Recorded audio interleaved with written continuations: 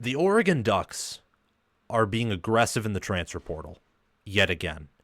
They added Terrance Johnson and Dillon Gabriel in the past few days, and those two additions by themselves have convinced me that Oregon may reload in 2025.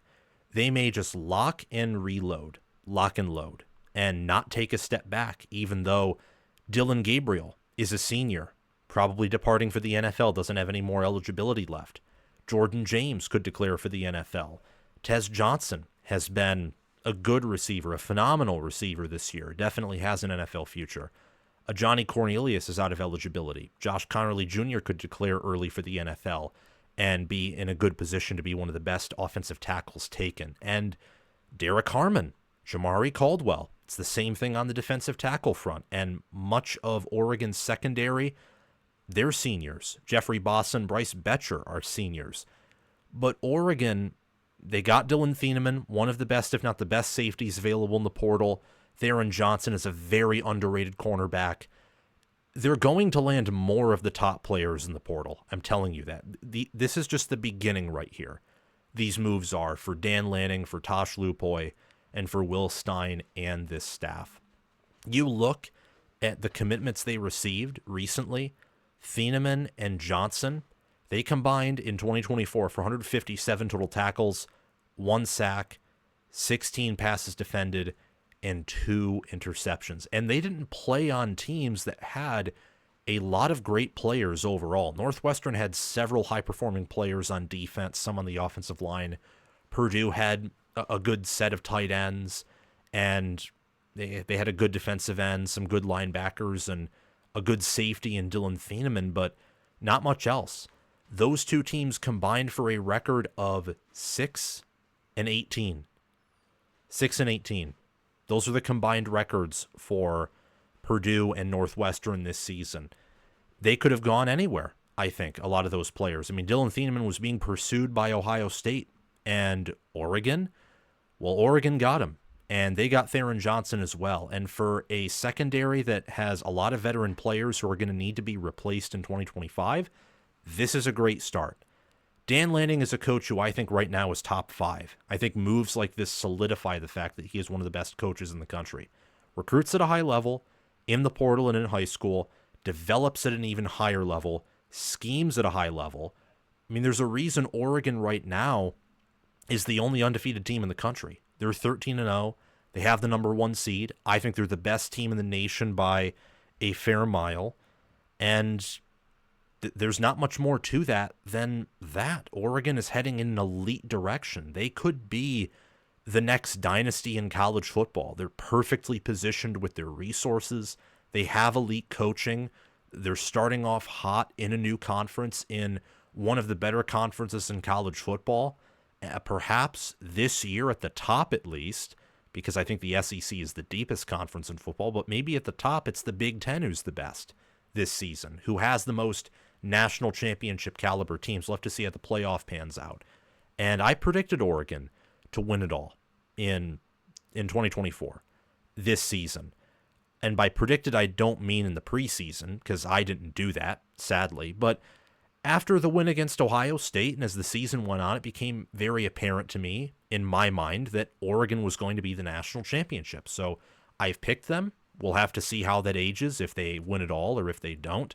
That's outside of my control, and that's inside of Dan Lanning's control to a large degree. But even more, what's inside of his control is how does he want his program to operate and to function over a series of games, over a series of seasons, not just in one game or even in one season. And the long-term view, I think, for Oregon is one that should be filled with optimism, that should be positive, that if you're an Oregon fan, your eyes should pop. This is incredible. And I know it's just 2 commits, but this is just the start. Oregon will probably finish with a top 10 transfer portal class because they'll need to. And by top 10, I don't just mean in terms of quantity, because Oregon probably won't finish top 10 there because they recruit and develop so well, but in quality overall. You'll see how many 4-star transfers they get, some 5 stars maybe even, and they'll have a good year They already had a great year, finishing number 1 in the Big Ten, probably finishing. High school recruiting technically isn't over, but it's very close to being over after early National Signing Day. They've come close to finishing with the best recruiting class in the Big Ten, the best in terms of average recruit rating in the nation, and their portal class is already off to a hot start. So I think Thieneman and Johnson next year will be some of the better defensive backs in the Big Ten, and that will be huge after all the losses Oregon is going to sustain in the secondary. And as I've already said throughout this video, this is just the beginning. There will be more players Oregon gets from the portal. On defense, on offense, special teams, if need be. This is just the beginning. Oregon football is one of the best programs in the entire country right now. They are the best team in college football. And they have a head coach who is going to do everything it takes within ethical bounds to win it all. And to win it all not just once, but more than that. I mean, he's been coached by Kirby Smart and Nick Saban, for crying out loud. So I think Oregon is on a right path here. As for who they should get or who they shouldn't get, it's not as easy to say as it is for almost any other Big Ten program, because I think Oregon has recruited at an elite level on the O-line, which is very important. They're recruiting at an elite level at wide receiver and cornerback. See this past class.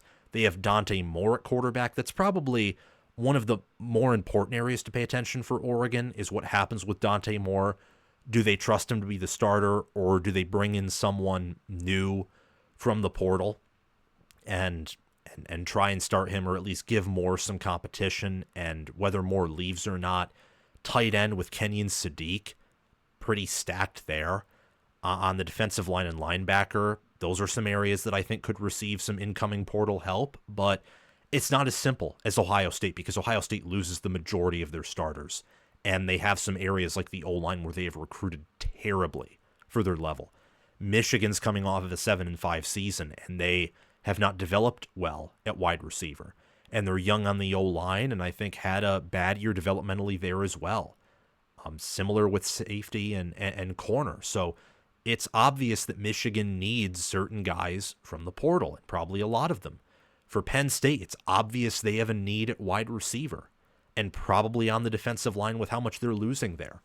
With Oregon, it's not as obvious because they've set themselves up for success in almost every possible way, and they're only getting better in recruiting and development. Year 1, fantastic for year 1 under Lanning at Oregon. Year 2, I would say the same thing. 2 losses to Washington left a little bit of a bad taste in their mouth, but they won 10 games, and year 3, well, they're 13-0. They keep winning more games every year Lanning is there. Obviously, progress is not linear, but just the fact that it has been for the first 3 years record-wise, even moving to a new conference, is insane. So, all that being said, Oregon is pointing itself in an elite direction. They have one of the best recruiting classes and are going to have one of the best transfer portal classes coming in for 2025. And with their schedule, I wouldn't be shocked if Oregon wins the Big Ten next season and potentially wins it all next season. So that's the Oregon Ducks. And if you're a fan of a Big Ten school who's not Oregon, this is going to be life in the Big Ten now. It's not just Michigan, Ohio State, Penn State that you have to pay attention to. You have to pay attention to Oregon. Thank you so much for watching. Remember to like the video and subscribe to the channel, and also hit that notification bell so that way you can get notified when new content from College Football with Sam drops. I appreciate you very much, and also share the video around to others who you know enjoy the sport of college football and love it as I do and as you do, and comment your thoughts down below so that we can have a conversation, because I want to know what you are thinking. And join our Discord server where we talk college football 24/7 via the link in the description or down below in the pinned comment. Thank you to my Heisman Patreon members, Crash2488, Brascal Rascal, and Kylo OH. Thank you to my All-American Patreon members, Chris Lane, Ismar, and Tyler Nye. And thank you to my All-Conference members, John Lynn, Roaming Gnome, Matthew Sale, Austin Christmas, Joshua Jorgensen, and Will Loftus. Make sure to check out my merchandise store and or Patreon page, or super chat down in the comment section below to support the channel. The Patreon page and merchandise store links are in the description or down below in the pinned comment.